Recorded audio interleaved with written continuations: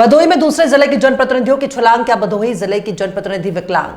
2008 में बने माधो सिंह भारतीय कंटेनर निगम लिमिटेड को आखिरकार क्यों बंद करना पड़ा, जबकि सरकार वन डिस्ट्रिक्ट वन प्रोडक्ट को बढ़ावा देने के लिए काफी प्रयासरत है। भदोही जिले में बने माधो सिंह भारतीय कंटेनर निगम लिमिटेड से भदोही के कालीन, मिर्जापुर के कालीन और पीतल और चुनाव के चमकीले मिट्टी के बर्तन को माधो सिंह भारतीय कंटेनर निगम लिमिटेड से एक जगह से दूसरी जगह निर्यात करने का साधन था, लेकिन इससे भी काफी नुकसान के बाद बंद कर दिया गया। माधो सिंह रेलवे स्टेशन के समीप बने भारतीय रेलवे कंटेनर डिपो के पास में आप देख सकते हैं हमारे पीछे ये लगभग जो अनुमानित लागत है वो 100 करोड़ के आसपास की लागत से ये बनाया गया है, लेकिन ये उपेक्षा का दंश झेल रहा है। यहाँ स्थानीय लोगों के लिए ये उपेक्षा का शिकार, यहाँ के लोग उपेक्षा का शिकार हो रहे हैं। बावजूद उसके भारतीय सरकार या यहाँ के जनप्रतिनिधि उस पर ध्यान नहीं दे रहे हैं। और उसके जुड़ी एक बाबत ये है कि यहाँ से आप देख सकते हैं कि मंडल जो विंध्याचल है वहाँ से जब अधिकारी आते थे तो यहीं पास में चीनी मिल है और चीनी मिल के पास में उत्तरी सिरे पर तहसील है। तहसील में अधिकारी आते थे तो मिर्जापुर जो लुम्बिनी दूधी मार्ग है वहाँ से ये निकलकर सहकारी चीनी मिल होते हुए ये रेलवे क्रॉसिंग क्रॉस करके तहसील जाती थी, लेकिन इसे बंद करवा दिया गया। इससे लगभग 6 से 7 हजार की आबादी अधड़ में जा चुकी है।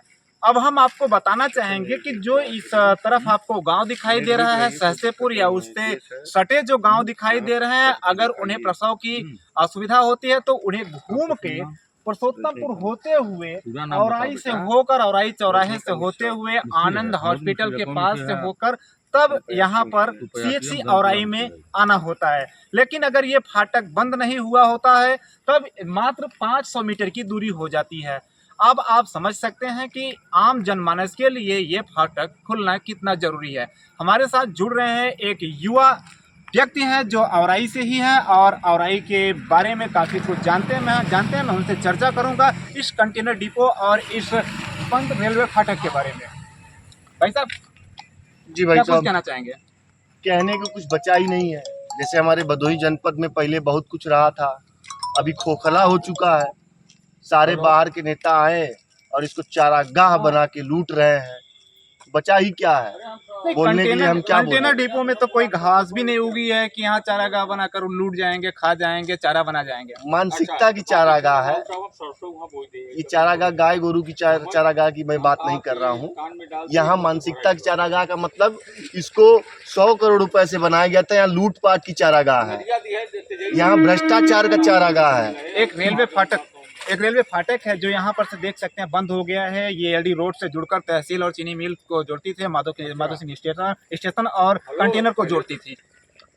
बंद होने के लिए तो भदोही के जनता की मानसिकता ही बंद हो गई है।